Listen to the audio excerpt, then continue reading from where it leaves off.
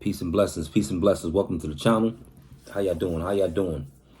Today is February 1st, the first day of Black History Month. And what I want to do for Black History Month is I want to use my channel to highlight, some people, some Black people, historical people.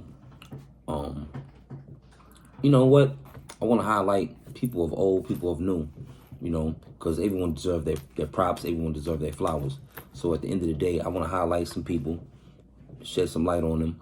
You may know them, you may not know them, but I think it's important for us to give tribute to them. So that's what I'm going to do for the month of February. And it's only right that I start off with the godfather of Black History Month himself, Mr. Carter G. Woodson.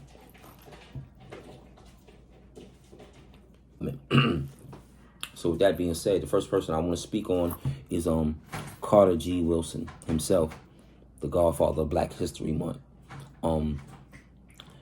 Black History Month didn't start out as being called Black History Month. It started out as the Negro History Week. That's what it started out as. And Mr. Woodson, he thought it was a need for this based on, in the school system, they weren't teaching us about us, bottom line. We weren't learning nothing about us, nothing about our contributions. It was a time when he was even told that, Black people didn't contribute to humanity at all. And he knew that was wrong. He knew that was false. So he set out to change things. He set out to change things because he thought it was a need. He knew it was a need. And even today, it's still a need for us to learn about Black people that came before us and their accomplishments, So, and that's what it's all about, because it's hard for you to want to do great things if you don't know of no one that looked like you that did nothing great.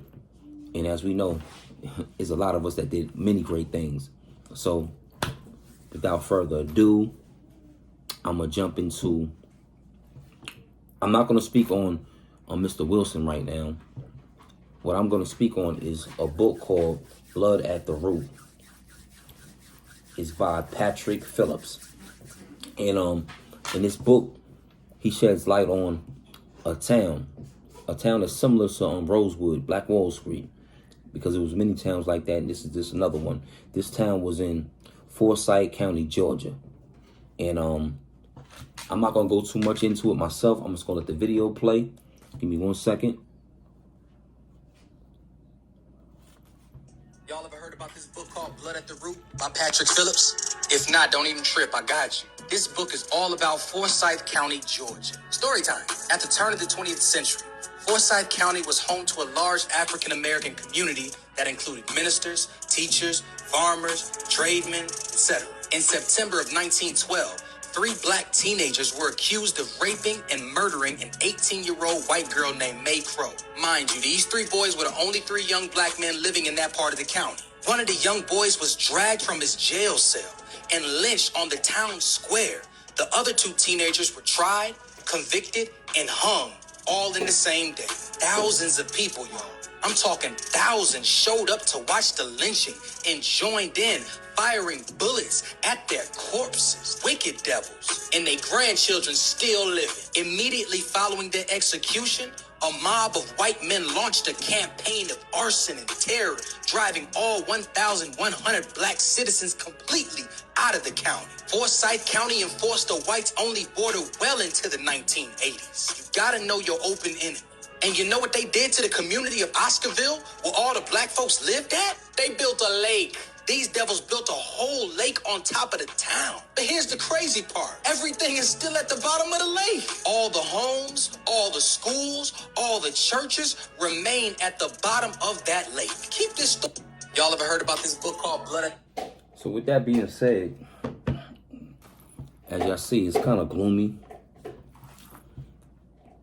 We all know this scenario oh so well about the oppressor, about those people that deal with racism, bigotry, the hate, the jealousy. That was a time when Black people stuck together. Of course, it was segregation, so we had no choice. But I think we thrived so much more. We were better off, I think, in so many aspects because we only had each other. So, you know, with Black History Month, I want us to reflect back and think of our ancestors, think of those that came before us and the trials and tribulations that they had to endure in order for us to have the things that we have today, you know, like these cell phones, iPads, cars, nice clothes. No one understand that your ancestors, they paved the way for us to have what we have today. So therefore, don't take nothing for granted. But we definitely need to get back to having our own. So with that being said, stay leveled up. Never let no one dumb you down. And I'm out.